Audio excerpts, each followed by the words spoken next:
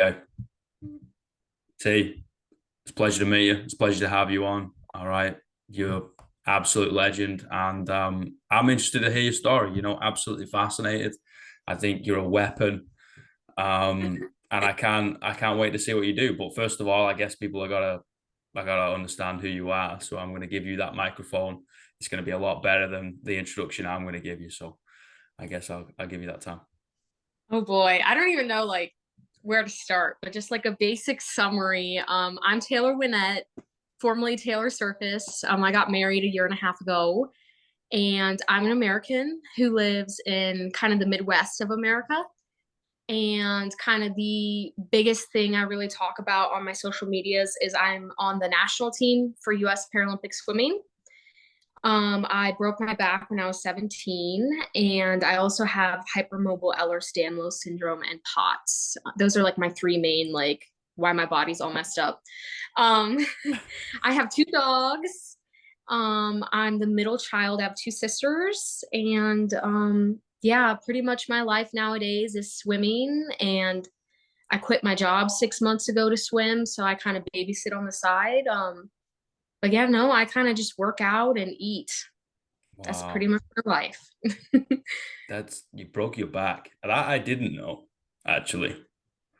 Yeah, I always joke around because like just in the para world, you have some people who have some very like extreme examples of survival and like just really, really humbling and honored to know so many amazing people who like I know veterans who've lost limbs, who've been crushed, like in duty. And like for me, I flipped a jet ski and then I fell out of a chair in calculus class. So like my story's pretty I think it's funny. Like I don't know. I don't have the best luck, and like I was always clumsy as a kid, and after my EDS diagnosis came it kind of makes more sense. But like yeah, no, it's I actually what actually broke my back was when I fell out of the chair. The jet ski just hurt some of my discs, but yeah, Wow. no, bless Dr. Wetzel or Mr. Wetzel because it was high school. That poor man, I cried so much in that class. It was calculus. It was, yeah, it was rough, but I'm here now. Wow. What does that give you? You got ability of your legs, right? Yeah, yeah. So I got really lucky. My fracture was at my L5, which is really, really low. Like the Mm, higher you go up your back, usually the more deficits you have. yeah. So I can walk. I wear leg braces because I have drop foot. And I kind of explain that like if your hand goes really limp, you can kind of like shake your wrist around. That's kind of how my feet are. My feet are very, very loose. Like I'm sometimes worried that they're gonna dislocate off my body because they just don't. I can't feel them all the way. My right Mm, foot, so it feels kind of weird. But yeah, no, my main issues with my back, what I struggled with most mentally was just the pain. The first year was terrible. I hated it. It was awful. But yeah, I have some muscle weakness, some numbness, and I went to physical therapy and it's better, but I've been having issues this year with just like peeing myself. mm. So that's gotten better. Um, but yeah, no, in all regards, I feel really, really lucky and really blessed. They were able to not fuse my spine because the fracture was not like displaced. I know a lot of people who've broken their back who needed the fusion, and especially after my back with my Ehlers-Danlos diagnosis, like that would have been really bad for my body. But I'm meeting with a new neurosurgeon, hopefully this month or next month, to get a second opinion because my husband and I want kids. And the old neurosurgeon I saw is kind of concerned about with my herniated discs and the kind of fracture I had, and I also have a cyst in my spine. So they're kind of worried about that and new x-rays. I got like my arthritis is going up my back. So we're just kind of trying to get through my life without having to have any major back surgeries just because of all the different issues I have. It's yeah. Yeah, I've Rough. spoken. Yeah, I mean, rough is a term I would say I would use too. I've just spoken to a lot of people who've had back injuries, and they've basically said at all cost avoid spinal fusion. Yes. Like cause at first I was so mad. Like I saw one surgeon the first surgeon I saw, because I think I saw two or three. And the first one was like, well, spinal fusion is an option, but I'm not going to do it. And if anyone does it on what you have at 17, they're crazy. But Yeah. if you go out and you have money, somebody will take your money and do surgery on you. Yeah. And I was like, what? Because like I had knee surgery when I was 13. So like if something hurts or you break it, you just fix it. You put some rods in there and all good. But it honestly was probably the best decision of my life, especially after my Ehlers-Danlos diagnosis, because my body doesn't heal like an able-bodied person's body. And my stomach actually burst a couple years ago, and I got really lucky because I healed so well. But with Mm. EDS, a lot of people have issues with wound healing and then like wound reopening. So Mm. I've been really lucky in my life, but yeah, no, that's not a risk I'm willing to take currently. But if things change down the line, they have told me that, if my bowel and bladder stuff gets worse or certain signs of maybe like cauda equina syndrome, they might have to go in and do it. But currently, I just am in pain every day, but I can swim and it works out. How does that affect your training then? I mean, swimming's obviously non-weight bearing, right? But you're also putting a metric ton of work through your system. Yeah. It's not So, like you go in and do 50 meters and get out and you're going to go to the Olympics. That's not, it's oh, not I going wish to happen. I knew a dude in high school. He amazing sprinter. He did a 50 free cold turkey out of swimming in under 20 seconds. Like he was just a savage, but that's not me. That's just So not fair.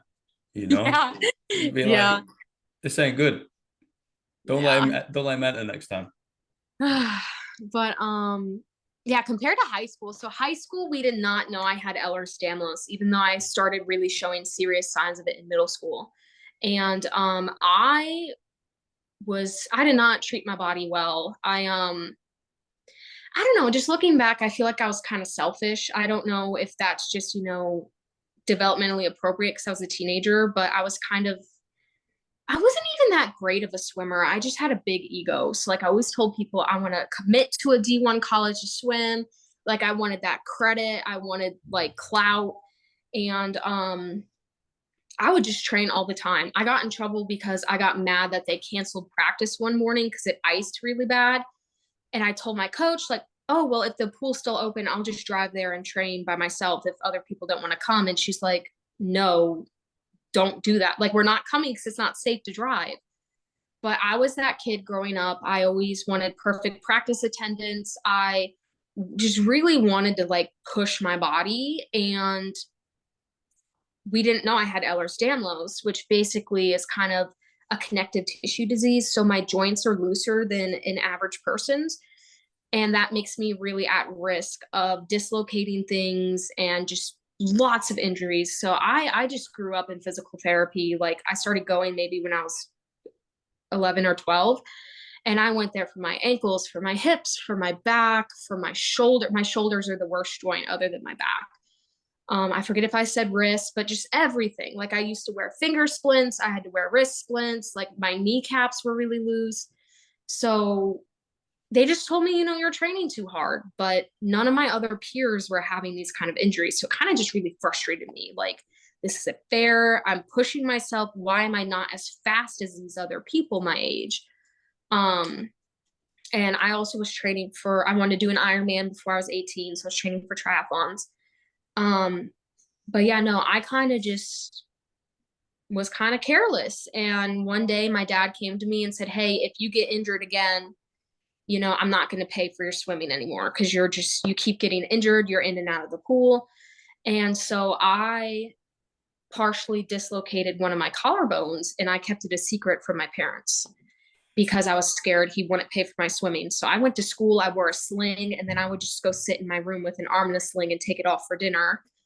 Um, and after my first back injury on that jet ski, I didn't want them to know I was hurt.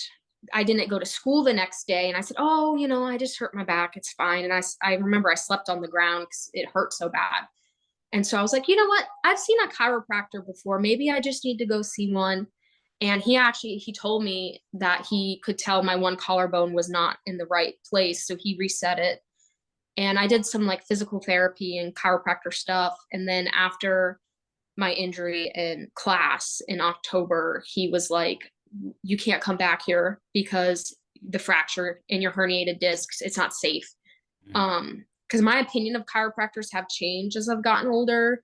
I've read of people who've gotten paralyzed by them, and I think massage can be great for people, but now with all my issues, I'd probably never go back to one. But my shoulders aren't even. I dislocated this one, I think last February. That drives me nuts. And I just tell my husband, I want to lay on the ground and I want somebody to jump on top of me and like pop it back in. But yeah, no, after my back, my whole mindset has changed towards swimming. I am not as like extrinsically motivated. I'm more intrinsically motivated. So I do it because it makes me feel good. I don't do drugs, but I do think exercising is kind of like a drug, just kind of the endorphins you get, the accomplishment you feel. And I just do it because it's fun. I meet so many people in para swimming, and like I said, you just walk on that pool deck and there's everyone is disabled in some way, shape, or form, unless like you're a coach or an assistant. But some of the coaches also are disabled, which is really cool. Um, but yeah, it's changed a lot. I can't train as long as I used to, or even sometimes as hard as I used to, because I'm trying to learn to like accept my limitations, which has been so hard for me. Because like in high school, I would just push through pain, oh well, it'll get better. But if I do that nowadays, it's very bad. Like my shoulders just can't handle it. So if I'm swimming and I pop something, like I need to stop, and sometimes I don't, and I'm still trying to work on it. But yeah, very different. It's that athlete mentality, right? That sometimes we need to put ourselves in check of like more is always better, like good is never good enough, and I have to keep pushing through. And if it hurts, great, just keep going. And it's very difficult to be able to put that to the wayside. I can really empathize with that. We need that line. We need to draw ourselves a line, and this is where I go mentally, and I coach a lot of people this way. I kind of just draw a line on the whiteboard and I write discomfort underneath and pain above it. And I'm like, we can get as close to that line as possible. But as soon as we start getting over it and we start getting into that, this is actually painful. I was like, that's a signal, guys. We need to listen to this. Maybe we need to adapt. Maybe we need to stop completely. It's like we can toe that line as much as you want until the cows come home. But as soon as you start getting over it, you need to be honest with yourself. And then you obviously need to be honest with the coach too, which in that situation is me or your coaches as well, right? And it's really hard to be able to be truthful with yourself, especially when you're performing at such a high level. Yeah, definitely. And like that's something I've had to learn over time is I can differentiate usually in my back. Is this pain muscular? Is it nerve pain or is it inflammation? Because my main issue, my main pain point in my back is my SI joint, and that almost always feels kind of like an inflammation type pain, but also I can feel like the muscles around that and around like my lumbar spine. Yep. So TENS units are great. Sometimes I do heat, like hot showers. Sometimes I do ice, but that's something I had to learn like over time because after I broke my back, I didn't swim, I feel like, for probably a year. And I went to Johns Hopkins at the time. I had a rehabilitationist, and she just looked at me one day and she's like, why you loved swimming? Why aren't you doing it? And I was like, well, my first pain management doctor told me I'd never be able to swim again or compete. So I was like, and I'm scared it's going to hurt. Like I had a lot of psychological issues with trying to like desensitize my fear from my pain.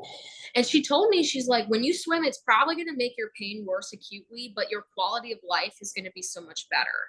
Because like after my back, I gained about like 30-35 pounds. I was an athlete in all aspects before, and then I slept on my parents' couch and could barely walk, and it just like it was a mess. And that took a while for me to learn like, okay, why am I doing this and how is this helping me? So I think that's something, even as people get older, you don't have to be disabled. Like everyone should exercise in some way, shape, or form just because it's good for you. And not everybody has to be, a performing athlete, but it's just good for your body too. Good for your mind as well, right? Like it Oh does yeah. absolute wonders for it. And I really do believe fitness is a catalyst. It's this initial start point that everyone needs the opportunity to be able to have. It's just like in whatever capacity. It doesn't have to be swimming or in my regards lifting weights, right? It's just like, let's just move, let's do something, let's walk around the block for a while, let's walk on our hands, do gymnastics, zumba. It doesn't really matter what it is, right? And yeah, I completely empathize with that as well. Like at 19, I think I was 18, like I ruptured my L5S1, and I was in bed and I couldn't move my legs for 3 weeks, and I was just like, is this it? I've played sport all my life. I work in the fitness industry. I am a coach. It's how I pay my bills. And I'm like, well, I can't move my legs. Like, what's going on? Is this kind of it? Right. And you go through that identity crisis as well. And it's difficult. It really is difficult. But I think you got to grasp at something. You got to be able to do something, even if it is just kind of rolling over, rolling from the left hand side of the pillow to the right hand side and then just back again. You're just like, okay, this is what we got today. Tomorrow might be different. Tomorrow might be less. Unfortunately, like rehab isn't linear, right? It goes up, down, and all around the houses, and you've just got to stay with it. You got to be able to keep this top 2 inches absolutely rock solid, and yeah, just don't lose that hope. Yeah, no, I agree. I've done a couple different like therapy programs and stuff, and the one that aggravates me the most is silly. It's sitting down, and I Mm. still can't do it this way. They want me to be able to lightly tap the chair and then go back, almost like squats. Because I in high school I loved to do squats. I did a lot of free weights. I don't do free weights anymore. And I just can't do it. Like I just like onto the seat. Like I just once I get to a certain point, my legs just like give out, and that's something I've had to work on is accepting certain things aren't going to change. Certain things are probably damaged for the rest of my life. And, unless there's some kind of cool technological advance, that's just not going to happen. Um, but yeah, no, I do like that mindset because not every day you're going to improve. There's going to be some days you get worse. And, Mm. that doesn't mean you're not trying your best or like you're failing. It's just the way life goes sometimes. Mm-hmm. 100%. I remember days I'd be like, okay, I'm up, I'm walking, I'm moving. Like, this is pretty cool. Like, all right, let's do this. And then the next day I'm like, oh, I can't get out of bed again. I can barely move my legs, like barely. I was like, if I need to go to the toilet, I gotta get someone to help me. I'm like, oh, okay, we're back here again. I was like, okay, I can barely walk, but I can swim, but I can't use my legs. I'm like, okay, cool, I'm moving, and it's just you gotta slowly build that up. And I think strength is never a weakness, coining Mark Bell's phrase. And it's just like, okay, whatever range of motion we got, how do we make this stronger? How do we make ourselves a bit more bulletproof, right? I know it sounds quite, um, I don't know, of a left field terminology, but it's like sometimes you got to go a little bit primal, just like, okay, I'm skin and bones. How do I make myself harder? So if I kind of run into a wall, I'm going to bounce rather than just break. And that's the way I've kind of always looked at injuries. Like I've been banged up till the cows come home, mate. Like so many concussions, neck injury, low back, ankle, knee, hip, shoulder, whatever you call it. And it's just like we have to be able to do this, and you see it as well. You see it in the athlete's eyes. Like I really feel for every athlete that comes through the door and is just like, oh, I can't do this anymore. I'm like, man, I've been in that position. It's okay. Like you can't. It might have to change. In the short term, that might have to change, but we have to be able to keep moving. We have to do something. And you made a really great point. Like, just do anything, do something. Yeah. I'm super biased because I think swimming obviously is like my sport of choice. It's my favorite sport, but I think swimming is the best sport out of all of them because it's a life skill. Like the amount of people who drown a year, where the majority of them are preventable. because like I'd say certain drownings are not preventable, say if somebody has an aneurysm or a seizure, like it's really sad. Yeah, Um, for sure. but when I read in the news that like toddlers are drowning, and especially people who are autistic, is like they are statistically so much more likely to die from drowning than a neurotypical child. Hmm. It just breaks my heart. Like, I just think if it's possible, I feel like 98% of the population can swim, unless certain people, they might have a trach or other medical devices that don't make that possible. But it's a life skill. It's an amazing sport, and like I love paraswimming. Like it's amazing. You go to meets, you have people who are completely blind, people missing all four of their limbs, people completely paralyzed in their legs, amputees, and people with intellectual disabilities. And we're kind of just like it's this big sea of all these different abilities. Mm. And what I love about it is with the classification system is no two people usually are alike, except maybe you could argue that two types of amputees are the same, or two people with dwarfism are the same height. But like I get up on those blocks as an S10, and the girl next to me might be missing some fingers, and the girl on the other side might have cerebral palsy, or they might be missing part of their leg or have a brain injury. So it's like the novelty of it's really fun. Because I took I took my husband with me this first pair meet in April, and he told me he was watching an S5 event, and he was like, I didn't know if the guy with no arms or the dude who like was short, so probably had dwarfism, was going to win. And I loved it. Like he loved watching, like, because you don't know, like you Mm. look and it's like everybody has different strengths. And like for me, since my legs aren't what they used to be, I usually am not like in the front at the beginning. The arm amputees, I love them, great people, but they make me so mad because they can outkick me. So I told my mom when I went to Mexico, I'm like, I am between two girls. One has multiple conditions and one was an arm amputee. Said these girls can kick like crazy. They are gonna just rocket off the blocks, and then hopefully I'll try to catch up throughout the race. And I didn't, but it was still fun. They're some of the best women, butterflyers that we have on the American team. So it was really fun racing them. One of them actually is a Paralympian, and she medaled when she was there. So that was really fun racing next to her. But kind of like what I feel like parasport really embodies is celebrating our differences and Mm. putting those differences to work. And, it's just cool. Like I've seen so many different kinds of starts, different kinds of turns, and it's just kind of seeing what the human body can do. And I Mm. think that's cool. Oh yeah, it is. Like it's phenomenal, and when I'm going to use the blocks as an example, right? If I just scanned across these blocks and they said, for example, there's 8 lanes and there's 8 individuals on these blocks, I'm just like, there is 8 untold stories right here of just like hardship and overcoming barriers and all that stuff, right? And I'm just like, wow, this is this is phenomenal. Like it's true resilience, true tenacity, and we're just going to get in the water and we're just going to give it all we got.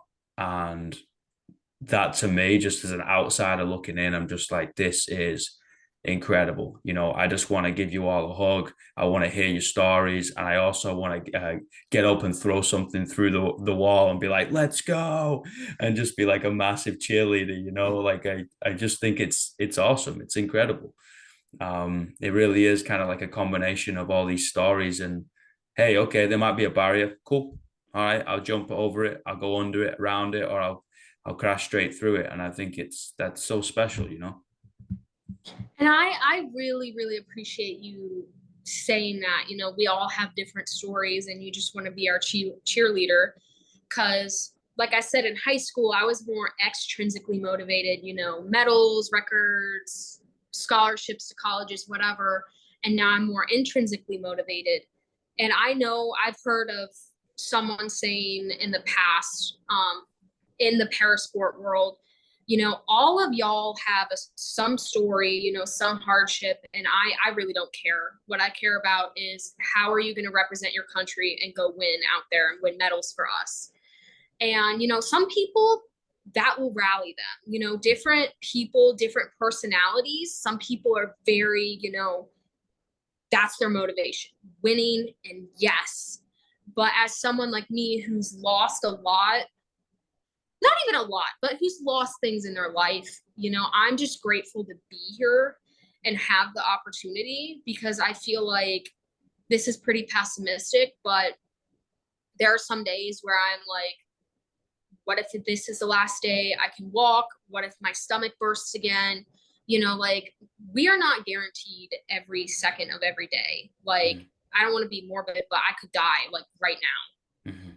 I don't know that. Like, I don't want to be an anxious person, but like, I feel like as someone who is, because I just made national B team status, so I am paid by my country to train, and I'm given money to go to competitions. Like, that's a privilege. And I think, yes, I want to work hard and I want to win, but as a Christian, like, it's whatever's God hasn't planned, like God's plans for my life. And if I wake up every day saying, you know what, I'm going to get first, I'm going to get gold, I'm going to win, and then that doesn't happen, say I get silver or bronze, like, it's okay to be disappointed. You didn't make a goal you had, but like, if that's all I think about is like, wow, I got sloppy seconds, or I barely made the podium,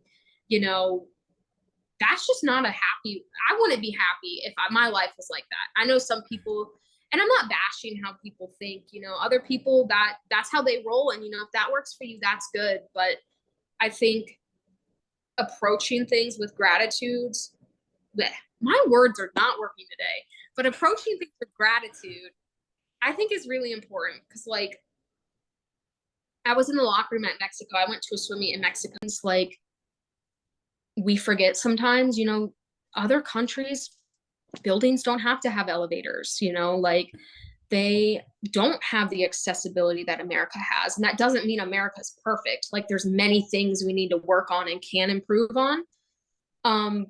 But in regards to disability, like, I think compared to other countries, I'm really, really grateful for what I have.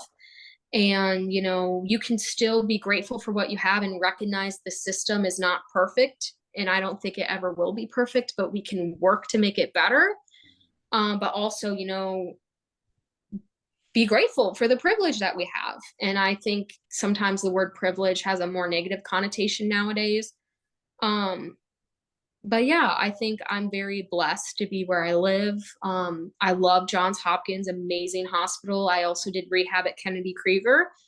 And I'd recognize, maybe if I was born in another country, I wouldn't be alive. Like, my duodenum perforated. And if I was in another country, I might not have had the resources I had here in America to live. So sorry, there are bombs going off, but I live on a military base. I don't know if you can hear it, but like, I don't know. I guess they're bombing things today. That always happens. Sometimes I'll hear something. Like the other night, I heard a big blast at night and I saw the police like driving. I'm like, I wonder if, it's the end or what's happening, and then I just keep washing the dishes. But yeah, it's very interesting. I'm not used to this. So no, it's like Armageddon's coming to get you. I mean, who knows? Maybe it's a zombie apocalypse. I can't do good with that. I do have a good car though. I got an SUV, so I could I think I have like 16 miles back. I have 16 miles left in my tank right now, so I wouldn't get very far. But no, you're not going very far with that. Well, I completely agree.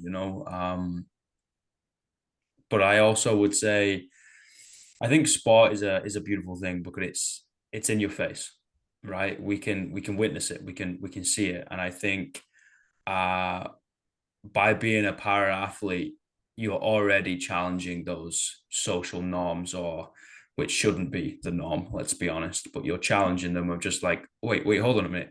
You're not supposed to be able to do this. And you just like, you beat all the able-bodied people.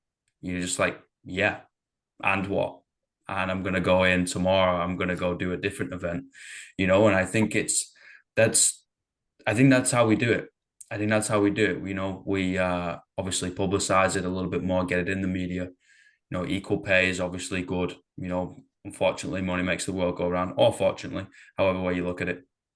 Um, and we challenge that. You know, you highlight achievements physically, and then you also, outside of that sport, you give someone a platform where it's like, okay, cool, now tell your story. You know, we've seen you as an athlete. Now I want to see you as a human being. You know, tell your Yes. story, Oh, tell your yes. thing. You know, who are you? Who, not Yeah. the swimmer, like who are you? And I think that's how we do it. You know, we've done it bridging a gap between male and female sport, and it needs to continue in that way. We did it with trying to highlight racism and trying to get rid of that, right? And it needs to continue. And I think we need to do it as well of in parasport as well, of just like, guys, we're all doing cool stuff here with this thing that we called a body, right? We're bound to. Let's highlight this because it's entertaining at the end of the day. You know, it's like modern day gladiators just fighting it out. And then also like take them out of that and give them something called a microphone and sit down and just have a conversation over a coffee, a beer, or whatever, and just be like, hey, who are you? And do you want to tell us a story? And I think we can learn so much from athletes, but we do a really poor job because we like to witness it and be like, okay, yeah, that's really cool. Then I'm going to flick the channel. You know, oh, you're not performing well. Get rid. I was like, they're not a cyborg. They're not a robot. Okay, they're an athlete. That means they're a body being able to do wonderful things, but also a person attached to that. Yeah. Yeah. Because that's something I had a conversation with my mom this morning about that. My dad died 2 years ago today, and I never really spoke publicly about how he died, because I know it's more of like maybe a hush hush thing. But I was talking to my mom. I'm like, hey, I'm starting to be interviewed for things, and my social media is growing a little bit, and I think this is an opportunity I could use to talk about it, because it impacts me too. Like, it was my dad's illness, but as his daughter, it impacts me too. And my dad died from alcoholism. He died from liver and kidney failure. And I think as a society, that's more of a taboo